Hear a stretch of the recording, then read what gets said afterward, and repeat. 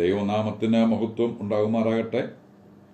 ഇന്ന് വരെ ജൂപ്പാൻ ദൈവം നൽകിയ ഉപകാരങ്ങളെ ഓർത്ത് സ്തോത്രം ചെയ്യാം. ഞാൻ കുര്യൻ എം ചാക്കോ. വീട്ടുകാരൻ കിണറ് കുഴിക്കുവാൻ പദ്ധതിയിട്ടു. കിണറിനുള്ള സ്ഥാനം നോക്കി വന്നപ്പോൾ മുമ്പ് വീടിനു വേണ്ടി വെട്ടിയ ആഞ്ഞിലിയുടെ കുറ്റി നിൽക്കുന്ന സ്ഥലമാണ് ഒത്തുവന്നത്. ആ കുറ്റിയെടുപ്പ് എന്നത് ഭാരമുള്ള ജോലിയാണ്. കാരണം വീടിന് ആവശ്യമായി വന്ന ഉരുപ്പടികൾ നല്ല ശതമാനത്തോളം കിട്ടിയ ആഞ്ഞിലിയുടെ മൂടാണത്. ആ മൂട് എടുത്തു മാറ്റുവാൻ ആളെ ഏർപ്പെടുത്തി. അതുപ്രകാരം 2 തൊഴിലാളികൾ വന്ന് കുറ്റി നിൽക്കുന്ന ഭാഗം ഒരുക്കുന്ന സമയത്ത് നാട്ടുകാരുടെ സ്വന്തം ജോസേട്ടൻ അതുവഴി വന്നു. തൊഴിലാളികൾ ജോലി ചെയ്യുന്നത് കണ്ട് കാര്യം അന്വേഷിച്ചു. വീട്ടുകാരൻ കാര്യം പറഞ്ഞു. അനുഭവ പരിജ്ഞാനത്തിന്റെ അടിസ്ഥാനത്തിൽ ജോസേട്ടൻ ചില ബുദ്ധിോപദേശങ്ങൾ അവർക്ക് നൽകി. നിങ്ങളുടെ ആവശ്യം കിണറാണ്, അത് കുഴിച്ചു തുടങ്ങുക. കുറ്റി താനെ മറിയുന്നത് കാണാം.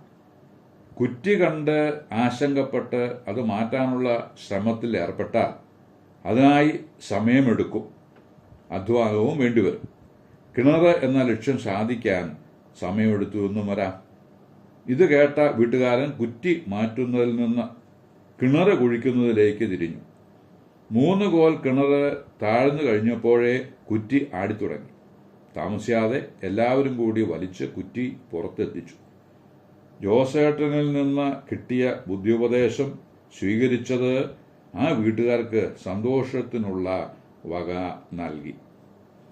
സെഖര്യാവിന്റെ പുസ്തകം 4:7 സെരുബ്ബാബേലിനോടുള്ള കർത്താവിന്റെ അരുളപ്പാട് കാണുന്നു.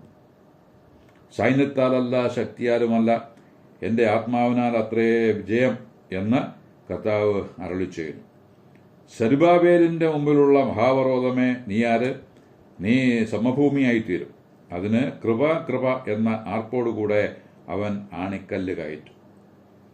ഇസ്രായേൽ ജനത്തിന്റെ അനുസരണക്കേടും വിഗ്രഹാരാധനയും മൂലം ദൈവം അവരെ ബാബേൽ പ്രവാസത്തിലേക്ക് അയച്ചതായി ദിനവൃത്താന്തങ്ങളുടെ 2-ാം പുസ്തകം 36:17 മുതൽ 19 വരെയുള്ള വാക്യങ്ങളിൽ നിന്ന് മനസ്സിലാക്കാം. ഈ ജനം 70 വർഷം ബാബേൽ രാജാവിനെ സേവിക്കേണ്ടി വരും എന്ന് യിരെമ്യാവിന്റെ പുസ്തകം 25:11 കാണുന്നു. ഈ കാലയളവ് തികഞ്ഞപ്പോൾ പാർസി രാജാവായ കോരശ് ബാബേൽ സാമ്രാജ്യത്തെ കീഴ്പ്പെടുത്തി അവിടുത്തെ രാജാവായി. അങ്ങനെ പാർസി രാജ്യത്തിന്റെ വിസ്തൃതി വർദ്ധിച്ചു. കീഴടക്കപ്പെട്ട ബാബേൽ സാമ്രാജ്യത്തിൽ കോരശ് രാജാവായി വാണ ആദ്യ വർഷം കർത്താവ് പാർസി രാജാവായ കോരശിന്റെ മനസ്സുണർത്തി. അവൻ തന്റെ രാജ്യത്തെല്ലാടും ഒരു വിളംബരം പ്രസിദ്ധമാക്കി രേഖാമൂലം പരസ്യം ചെയ്തത് എന്തെന്നാൽ, പാർസി രാജാവായ കോരശ് ഇപ്രകാരം കൽപ്പിക്കുന്നു: സ്വർഗത്തിലെ ദൈവമായ കർത്താവ് ഭൂമിയിലെ സകല രാജ്യങ്ങളെയും എനിക്ക് തന്നിരിക്കുന്നു. യഹൂദയിലെ യെരൂശലേമിൽ അവിടുത്തേക്ക് ഒരു ആലയം പണിയുവാൻ അവിടുന്ന് എന്നോട് കൽപ്പിച്ചുമിരിക്കുന്നു. നിങ്ങളിൽ ആരെങ്കിലും ആ ദൈവത്തിന്റെ ജനമായി ഉണ്ടെങ്കിൽ അവന്റെ ദൈവമായ കർത്താവ് അവനോടുകൂടെ ഇരിക്കട്ടെ. അവൻ യാത്ര പുറപ്പെടട്ടെ. ഈ വിളംബരം ദിനവൃത്താന്തങ്ങളുടെ 2-ാം പുസ്തകം 36:22-23 വാക്യങ്ങളിൽ കാണുന്നു. ഈ വിളംബരപ്രകാരം സെരുബ്ബാബേലിന്റെ നേതൃത്വത്തിൽ 50,000-ഓളം വരുന്ന ഇസ്രായേൽ ജനം യെരൂശലേം ലക്ഷ്യമാക്കി യാത്ര തിരിച്ചു. ഈ സെരുബ്ബാബേൽ ആരാണ്? ആ പേരിന്റെ അർത്ഥമെന്ത്? ഇസ്രായേൽ ജനം ബാബേലിൽ ആയിരുന്ന കാലത്ത് ഷേത്യലിന്റെ മകനായി പിറന്നവനാണ് ഈ മകൻ എന്ന് എസ്രയുടെ പുസ്തകം 3:8 നിന്ന് മനസ്സിലാക്കാം. അവനെ ദൈവം യെരൂശലേമിലെ ദൈവാലയ നിർമ്മാണ ചുമതല ഭരമേൽപ്പിച്ച് അങ്ങോട്ട് അയക്കുന്നതായിട്ടാണ് നാം മനസ്സിലാക്കുന്നത്. സെരുബ്ബാബേൽ എന്ന പേരിന് ബാബേലിൽ പിറന്നവൻ എന്നാണ് അർത്ഥം. അതായത് പ്രവാസ കാലയളവിൽ ബാബേലിൽ വെച്ച് ജനിച്ചവൻ എന്നു സാരം. ഇതുപോലെയാണ് മോശയ്ക്കും പേര് ലഭിച്ചത്. പുറപ്പാട് പുസ്തകം 2:10 ആ വിവരം രേഖപ്പെടുത്തിയിരിക്കുന്നു.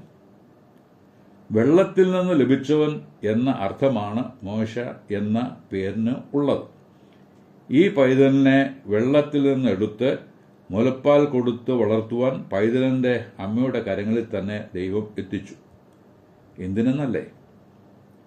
ഇസ്രായേൽ ജനം മിസ്രയീമിന്റെ അടിമത്വത്തിൽ ആയവരവും ആ അടിമത്വത്തിൽ നിന്ന് വിടുവിക്കപ്പെടേണ്ടതിന്റെ ആവശ്യകതയും അമ്മയിൽ നിന്ന് തന്നെ മോശയെ മനസ്സിലാക്കുവാൻ വരേണ്ടതിന് ഇങ്ങനെയൊക്കെ സംഭവിപ്പാൻ ദൈവം ഇടവരുത്തി.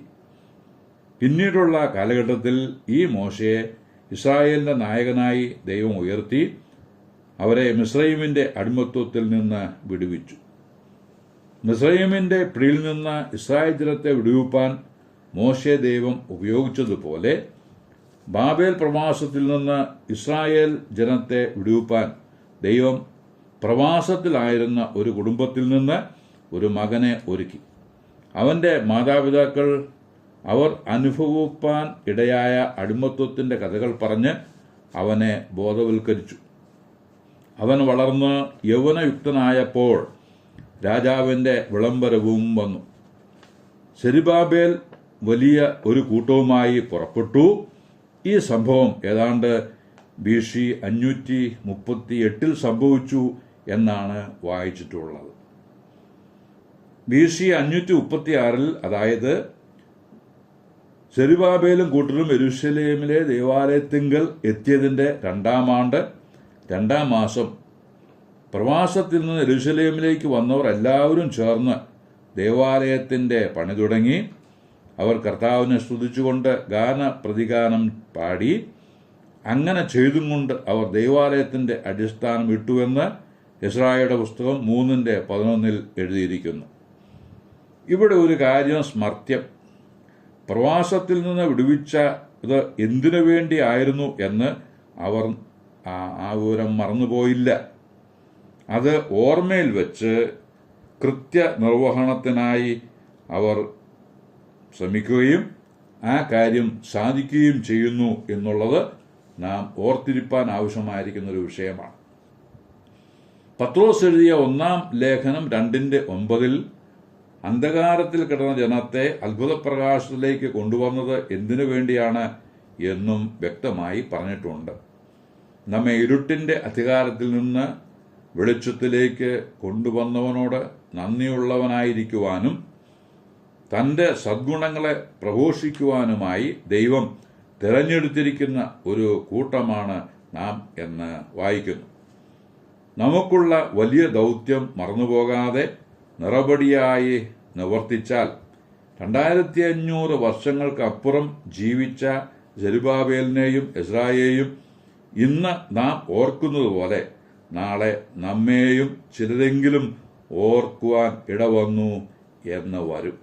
ആകയാൽ നമുക്കുള്ള വലിയ നിയോഗം മറക്കാതെ നിവർത്തിക്കാം.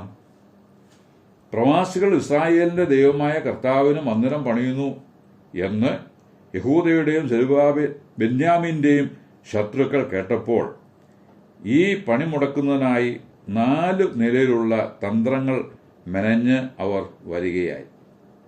അതിൽ ഒന്നാമത്തേത് യെശയ്യായുടെ പുസ്തകം 4:2 വാക്യത്തിലുണ്ട്. അവർ സെരുബ്ബാബേലിനോടും കൂടെയുള്ളവരോടും പറഞ്ഞത്, ഞങ്ങൾ നിങ്ങളോടുകൂടെ പണിക്ക് കൂടട്ടെ, നിങ്ങൾക്കത് ഒരു സഹായമായിരിക്കും. ഞങ്ങളും നിങ്ങളുടെ ദൈവത്തിന് യാഗം കഴിക്കുകയും ഒക്കെ ചെയ്തിട്ടുണ്ട്. ഇനിയും അങ്ങനെ ചെയ്യുകയും ചെയ്യാം. നമുക്ക് സഹകരിച്ചു പോകുന്നതല്ലേ നല്ലത്. അങ്ങനെ തന്നെ വേണം എന്ന് മറുപടി പറയുവാനായിട്ട് തോന്നിപ്പോകുന്ന പാകത്തിലുള്ള ഒരു ചോദ്യവുമായിട്ടാണ് ശത്രു വന്നത്. അതിന് സെരുബ്ബാബേലും യേശുവയും ശേഷം ഇസ്രായേൽ പിതൃതലവന്മാരും അവരോട്, ഞങ്ങളുടെ ദൈവത്തിന്റെ ആലയം പണിയുന്നതിൽ നിങ്ങൾക്ക് ഞങ്ങളുമായി കാര്യമൊന്നുമില്ല, ഞങ്ങൾ തന്നെ അത് പണിതുകൊള്ളാം എന്ന് പറഞ്ഞു. ഈ ഒരു തന്ത്രം മിസ്രയീമിലെ ഫറവോനും മോശയുടെ മുമ്പിൽ ഒരിക്കൽ പയറ്റിയതാ. പുറപ്പാട് പുസ്തകം 8:20 മുതൽ നായീച്ചയാലുള്ള ബാധയാണ് കാണുന്നത്. നായീച്ച കൊണ്ട് ദേശം പൊറുതുമുട്ടിയപ്പോൾ ഫറവോൻ മോശയെ വിളിച്ചു.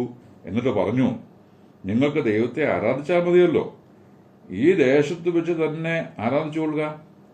അതിന് മോശയും അഹരോനും മറുപടി പറഞ്ഞത്, ഞങ്ങൾക്ക് അങ്ങനെ ചെയ്തുകൂടാ. ഞങ്ങളുടെ ദൈവമായ കർത്താവ് പറഞ്ഞതുപോലെയേ ഞങ്ങൾക്ക് ചെയ്തുകൂടൂ. നിങ്ങൾ നിന്ന് 3 ദിവസത്തെ വഴിദൂരം ചെന്ന് മരുഭൂമിയിൽ പോയി യാഗം കഴിക്കണം. അങ്ങനെ ഒരു വേർപാട് ആവശ്യമാണ് എന്ന് ദൈവവചനവും വ്യക്തമാക്കിയിട്ടുണ്ട്. കൊരിന്ത്യർക്ക് എഴുതിയ 2-ാം ലേഖനം 6:14 മുതലുള്ള വാക്യങ്ങൾ ശ്രദ്ധിച്ചാൽ വേർപാടിനെ കുറിച്ച് വ്യക്തമായി പറഞ്ഞിരിക്കുന്ന വാക്യങ്ങൾ കാണുവാൻ കഴിയും. നിങ്ങൾ അവിശ്വാസികളുമായി ഇണയില്ലാ പിണ കൂടരുത് എന്ന് ആരംഭിക്കുന്ന വാക്കുകൾ അവസാനിപ്പിക്കുന്നത് 18 വാക്യത്തിലാണ്. നിങ്ങൾ വേർപാട് അനുഷ്ഠിച്ച് യോഗ്യന്മാരായിരുന്നാൽ ദൈവമായ ഞാൻ നിങ്ങളെ കൈക്കൊണ്ട് നിങ്ങൾക്ക് പിതാവും നിങ്ങൾ എനിക്ക് പുത്രന്മാരും പുത്രിമാരും ആയിരിക്കുമെന്ന് സർവശക്തിയുള്ള ദൈവമായ കർത്താവ് അരുളി ചെയ്തിരിക്കുന്നു. സർവശക്തിയുള്ള ദൈവമായ കർത്താവ് ചേർത്ത് പിടിച്ചിട്ടുണ്ടെങ്കിൽ ആ കൂട്ടായ്മ മതി എന്ന് വെക്കുന്നതല്ലേ നല്ലത്? ഇങ്ങനെ വേർപാട് സൂക്ഷിച്ച് സെരുബ്ബാബേലും കൂട്ടരും നേരിടേണ്ടി വന്ന പ്രതിസന്ധികളും പ്രതികൂല സാഹചര്യങ്ങളും കൃപയിൽ ആശ്രയിച്ച് എങ്ങനെ നേരിട്ടുവെന്നും ആ സാഹചര്യത്തിൽ ദൈവം എന്താണ് ചെയ്തത് എന്നും അടുത്ത പാഠത്തിൽ ചിന്തിക്കാമെന്ന് ആശിച്ച് വാക്കുകൾക്ക് പൂർണ്ണവിരാമം കുറിക്കുന്നു. ദൈവനാമം മഹത്വപ്പെടുമാറാകട്ടെ.